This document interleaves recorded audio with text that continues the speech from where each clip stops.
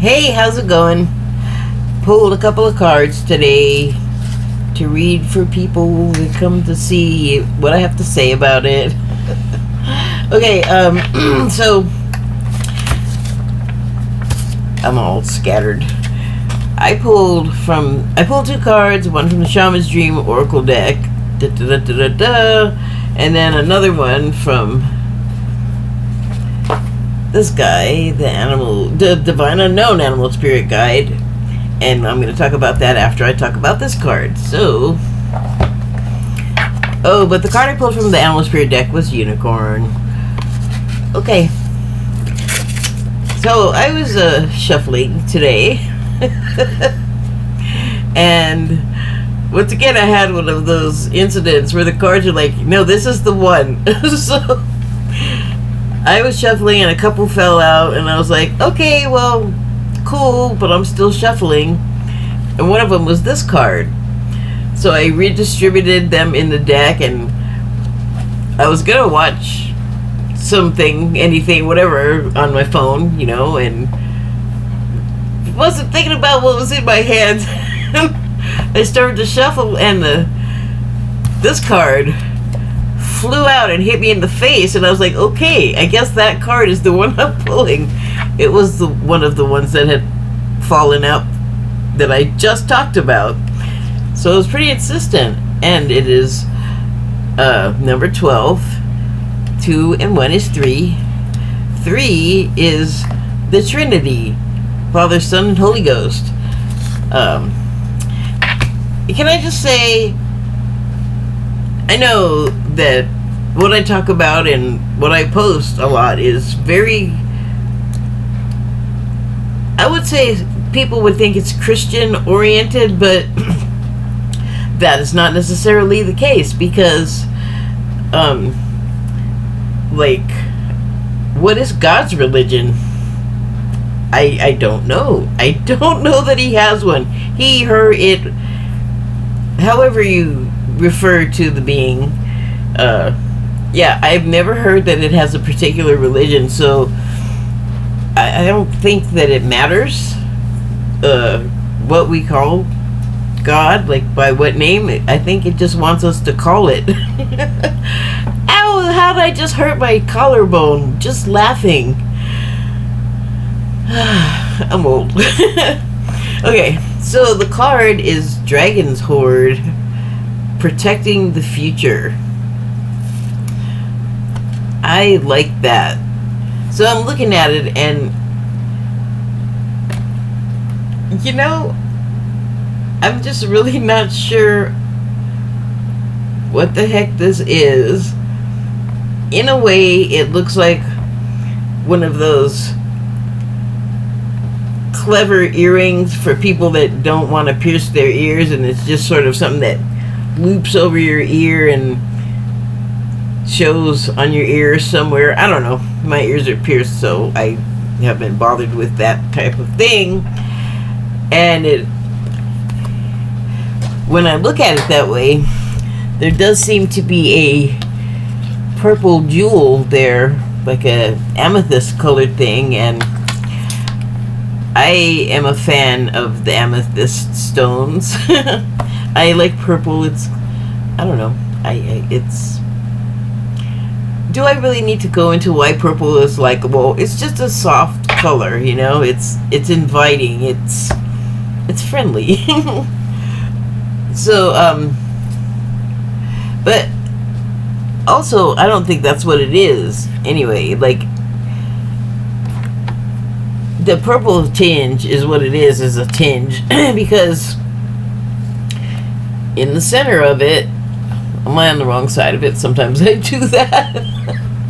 I'll be all, yeah, wrong side, dummy. So yeah, here it is in the center of this sort of lavender lilac tinged amethyst colored area. There is a light spot, and actually, I look at it again, it looks like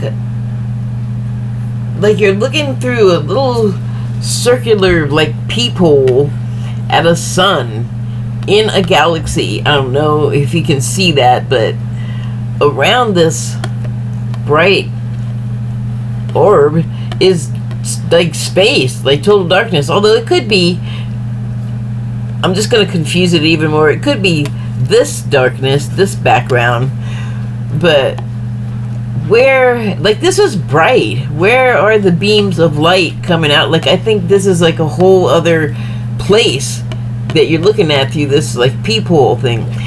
And that's not all.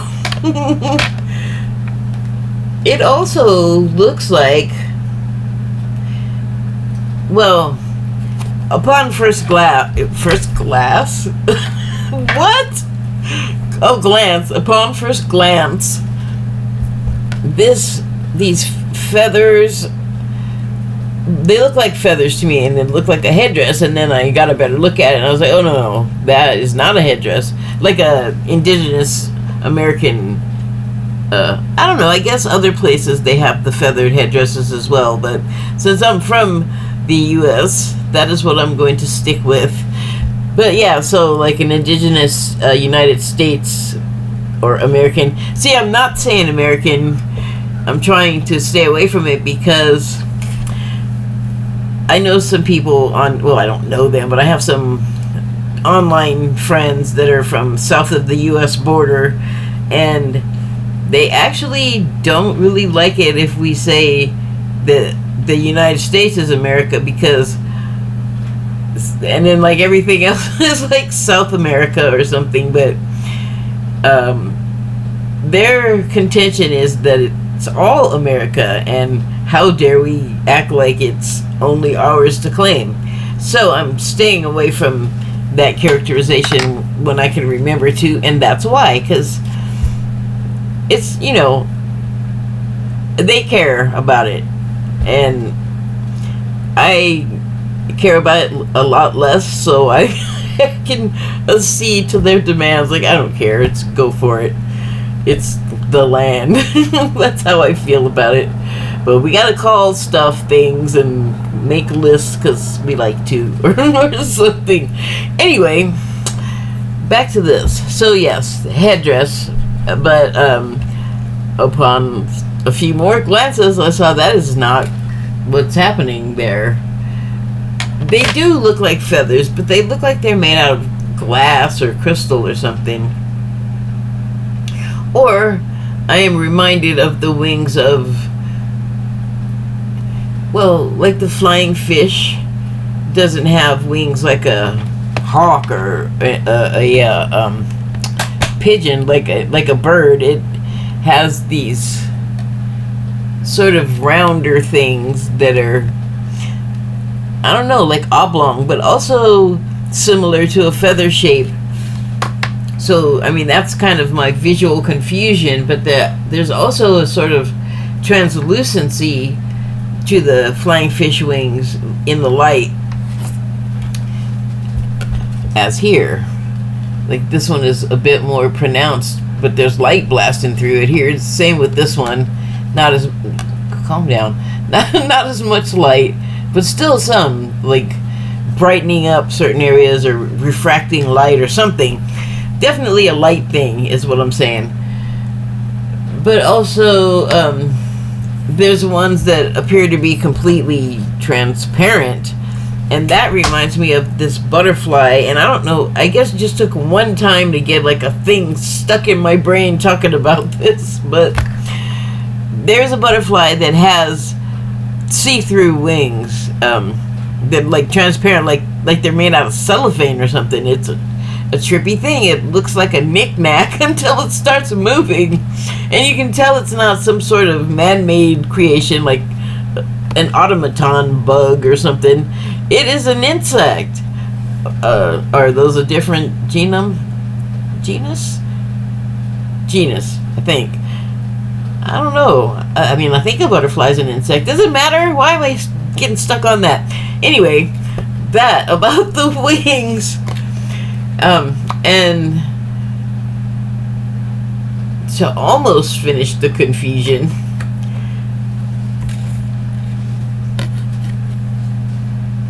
in the center of this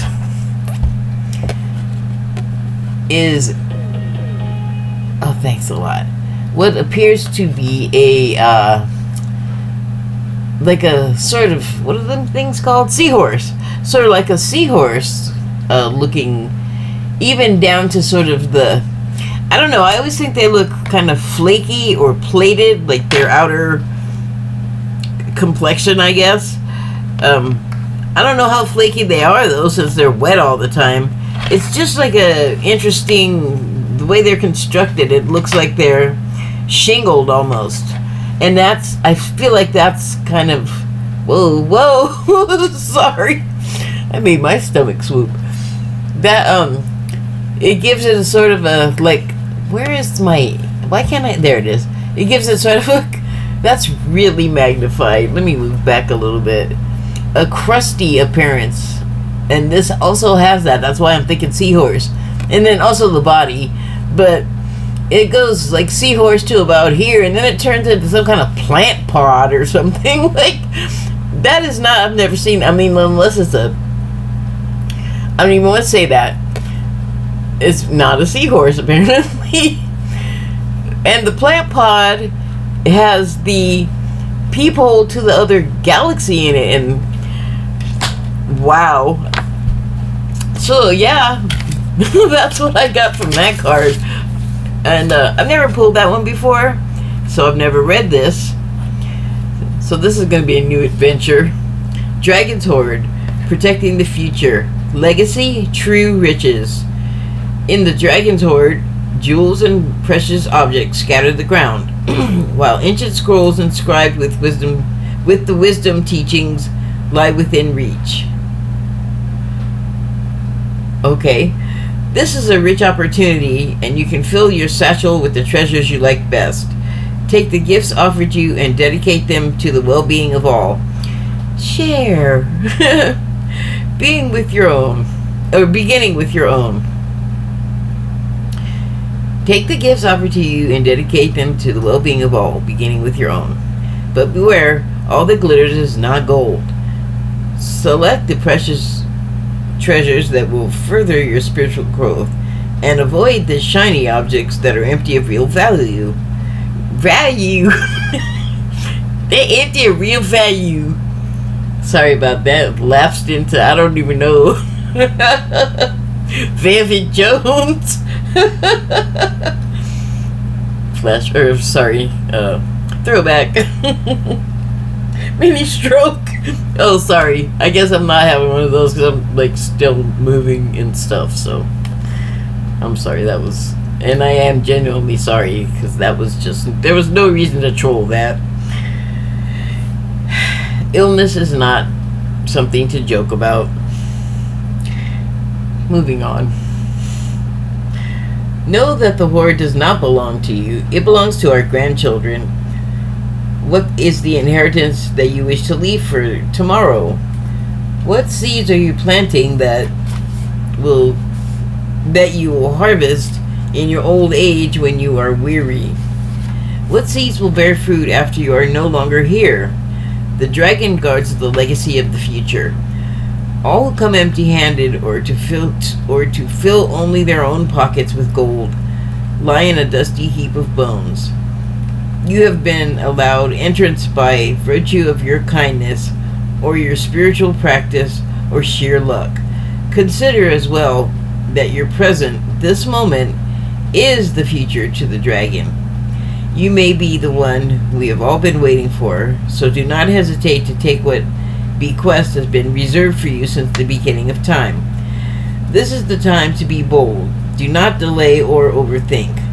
Remember to bring an offering for the dragon, lest it believe you are its lunch. A simple prayer will do. Wow, that's a lot. So let me just talk about what I just read here. So what I'm seeing is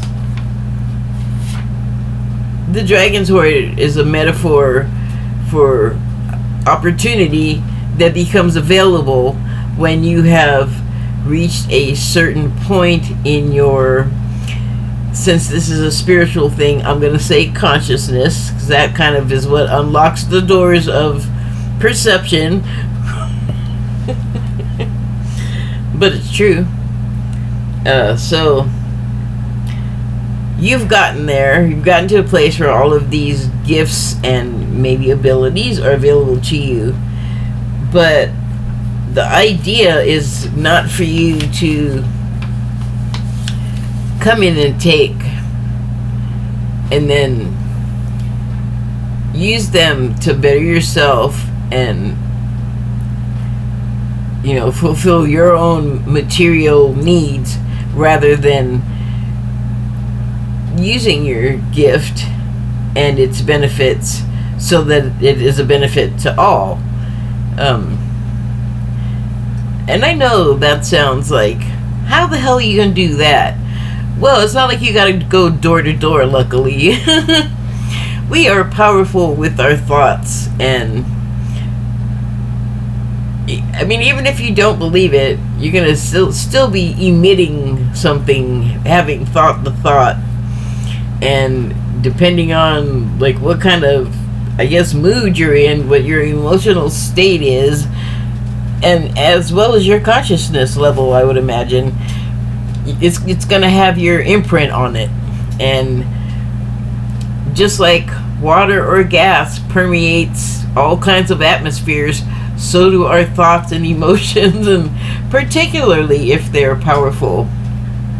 And we may not see it in an immediate way, but that ain't how it works. Like, the processes are not obligated to present their work to us. They don't have to show us their work. We don't even need to know. And that's a whole other problem that we give ourselves, but I don't want to talk about that right now. But anyway, it's like an honor system. I feel like you're granted access to these areas because you put in the work, presumably, like as it says. Either you got in how, maybe? Where's that line?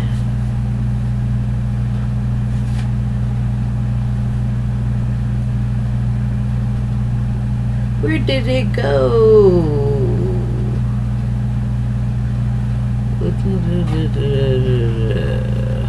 Oh, all will come empty-handed, or to fill only their own pockets with gold, lying a dusty heap of bones. Well, I didn't really want to talk about that part. You have been allowed entrance by virtue of your kindness or spiritual practice or sheer luck. So there's criteria that you have to meet to be here, but I mean, we can always change our minds. And I started to say unfortunately, but if everyone's like going along the good path and they get to the dragon's hoard and everybody's just all good, that's great. You know, you're sticking with the plan, you're following your program, and that's good, because you kind of are contractually bound in a way to be doing certain things here. I mean, you got a lot of leeway, you have free will, but there are certain things that are expected of you, like being kind and not ignoring once you're aware or sort of have a memory of where you are supposed to be, sort of on the moral scale of things when it comes to you and other people. People fall off of that peak all the time, like that golf thing that just happened with the American PGA, and then this Leaf Golf League from Saudi, I guess, that is related with former President Trump. The people in the PGA, like some top guy, I'm not into golf, so I'm sorry if the description is all messed up. This is spontaneous, so I don't have like all the information. I mean, I could look it up, but do you want to wait? Let me just talk before I forget. So this guy was like the head of the PGA or something, and there's a lot of protests from golfers and various people, sort of golf adjacent to the business administration section of it, I guess. Whatever. So this guy at first is saying, no, we're not gonna like give in to them, which I guess means letting them play at all of the courses here or something. I don't know. A lot of brown people though, they're just gonna be letting them in, so I guess that's progress. Because if you will recall, not too far long ago, Tiger Woods, they were not wanting to let in at first because he was not Caucasian. So that's going to be an interesting thing to look at. And I wonder who's going to be even complaining about it, since what happened to Jamal Khashoggi is so well known. Like, anyway, first this guy was saying, no, not going to do it, totally against it. And then, like, the next day, he was all, like, wearing a Leaf shirt and under the prince's arm or something, you know, like his buddy. I don't know. It was quick, and I was like, wow. But I knew money. And maybe the Khashoggi, like, threat feeling. Like, fall in because everybody else did, or else. I wouldn't put it past them. But that's business for you. It's cutthroat. Anyway, back to the Dragon's Horde. I brought that up for a reason, and now I don't remember why. I hope I said it. I hope it's buried in there like a king's cake, baby. Don't break your teeth on it. Eat carefully.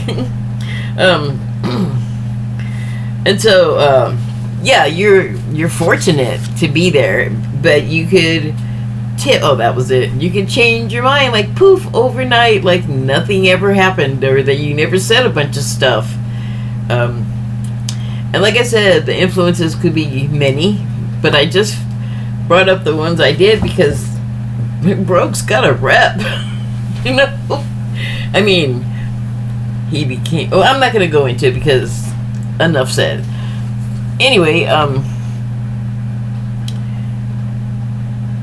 and the point is that it's not for you to take for yourself. It's for you to go in, I guess, and foster and nurture and, you know, continue adding to the Horde, or, well, yeah, like making the Horde greater for future posterity, I guess. And I am going to stop for 1 second and check something. Be right back. Okay, I just wanted to make sure I was using posterity right, because I heard someone use it recently, and it seemed like they used it incorrectly, and it just has been a burr under my saddle ever since. Like, make sure you use it right when you say it, if you ever say it. I don't use that word very often. But, yeah. So, pardon me.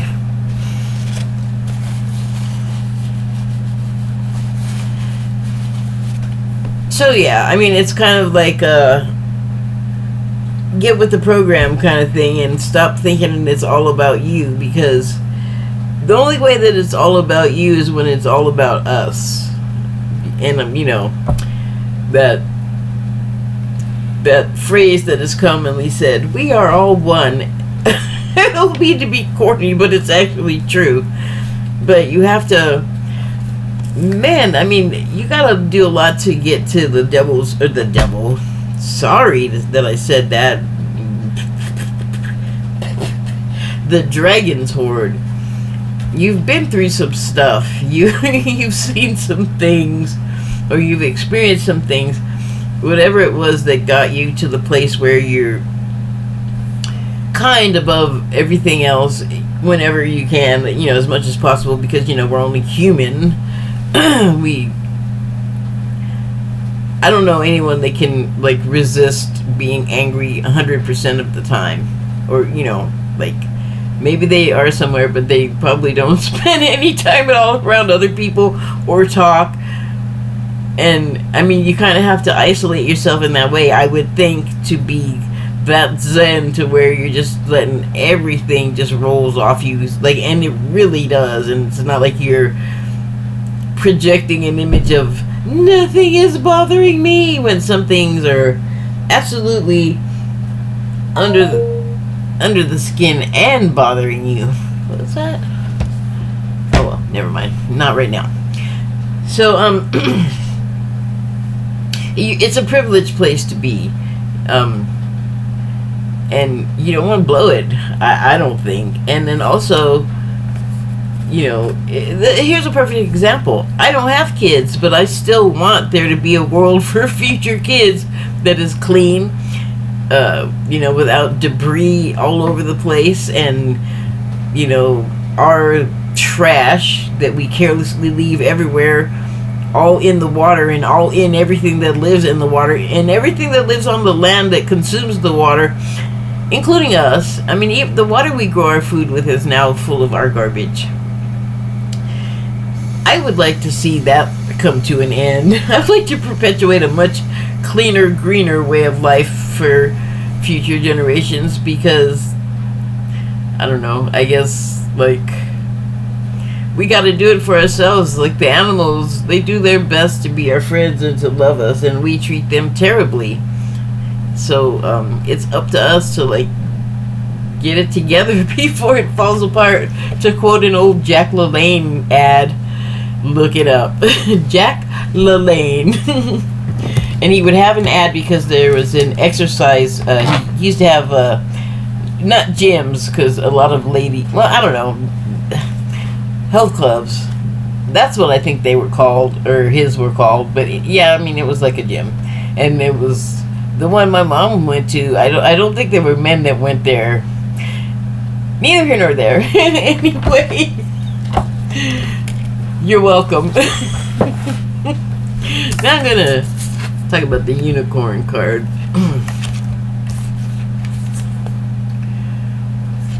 All I can say is to have the spirit of this being, this impossible, barely believed in being, like the dragon, by the way. I didn't even talk about that.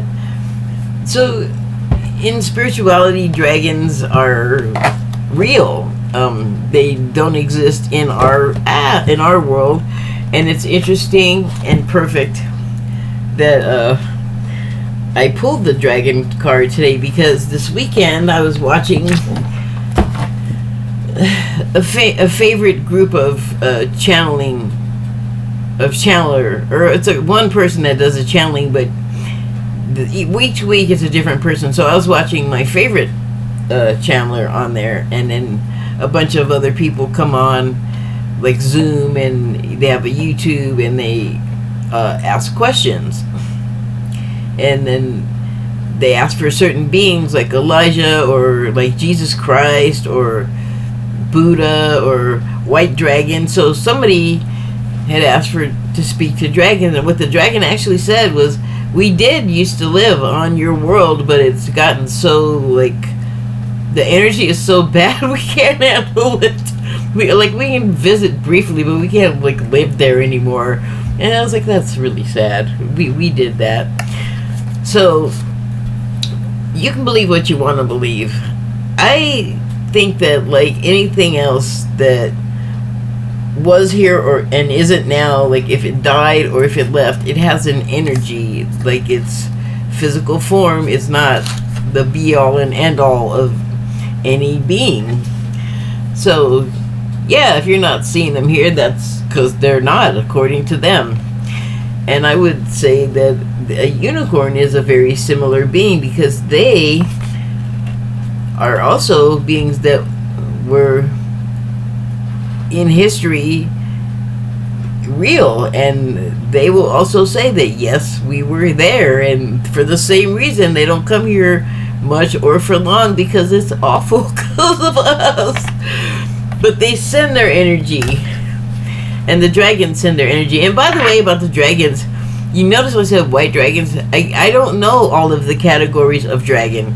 I know there's a bunch. I don't know if there's bad ones, so if you want to know that, that's on you. I'm not even going to go into it, because I'm not interested in the air quote bad ones.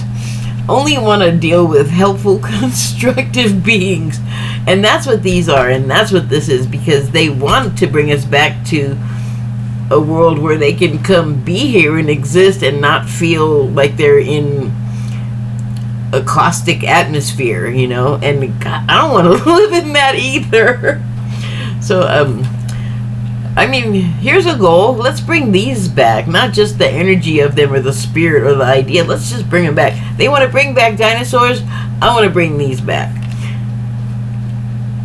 These probably can eat, like, light or something. The dinosaurs, are they making, like, teacup dinosaurs? Because we're barely feeding people and chopping down all of the vegetation everywhere. What the heck are they going to eat? We're going to 3D print some dinosaur chow?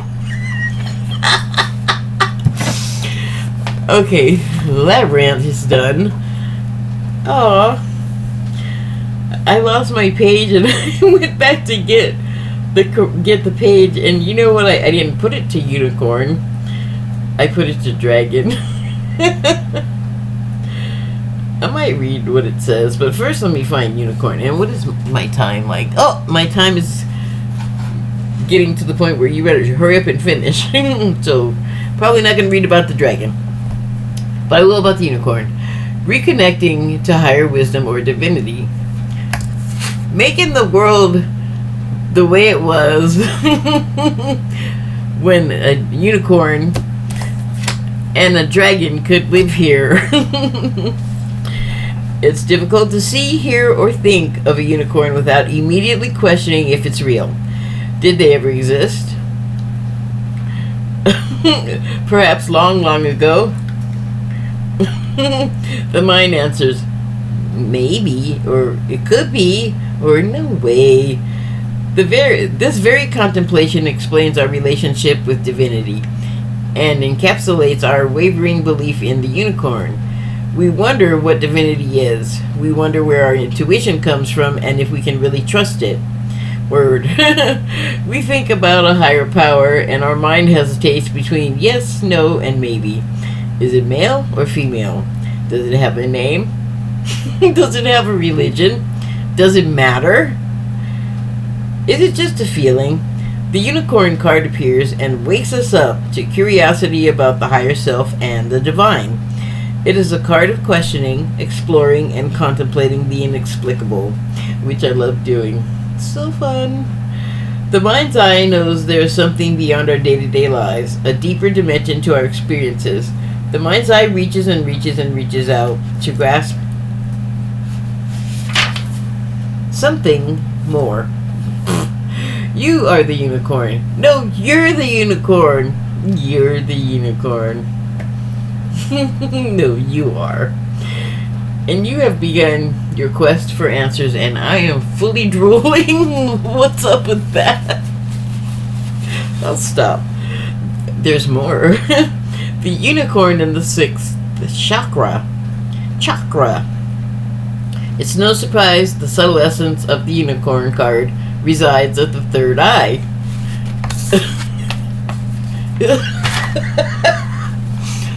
Oh well, I tried. Oh, I should probably dry it. These cards get a little wet, like any of the tarot cards, and they're just messed up. So that was dumb. Anyway, the card resides at the third eye, the exact place from which the unicorn's horn extends. This center is called the Anja chakra, or command center, or Ajna. Sorry. The ancient yogis believed it to be responsible for our intellect, intuition, and deepest wisdom. Some say our two eyes see the past and present, while the third eye peers into the future.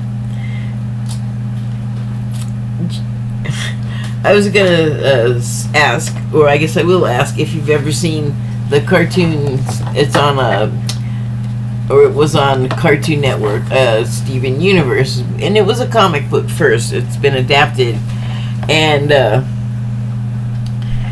why did I start? Oh, one of the characters, Pearl, I guess they can all do it, but Pearl does it all the time. Her third eye opens up and she could, like, totally astral travel in there. And it's also like a storage space. Yeah, there's a lion on there that has one too. You should check that show out. It's amazing. It's cute. It's so loving, and it just, I don't know, makes me feel all happy and good. And it's got like catchy little songs, and usually when there's singing and songs and cartoons, it annoys the crap out of me, but these don't. I mean, I'll think of the songs from,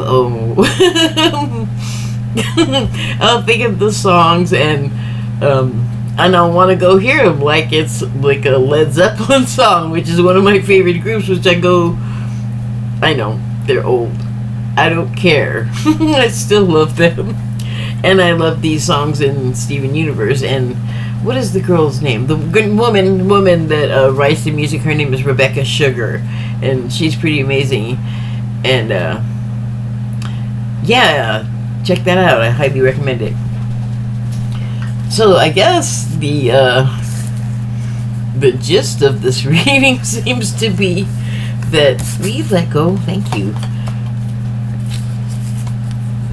There's something we need to be getting back to, and we can equip ourselves with the tools that we can do it with, but we have to remember, like, this is not our life in our being here in this world that we live in is not here. We're not here to, like, fill our pockets with gold and have all the finest women and cars or men and like whatever your sort of shallow materialistic goal is.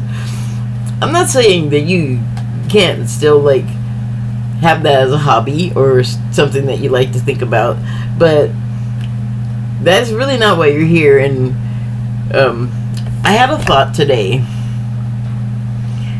and I like earlier, I think even before I pulled any cards, and it was that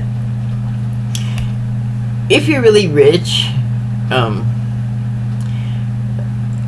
I guess it was influenced by, I think it was 50 Cent. He was talking about having like a big house that was so big it was used to be down the block. It was in his house, and he had to use an intercom.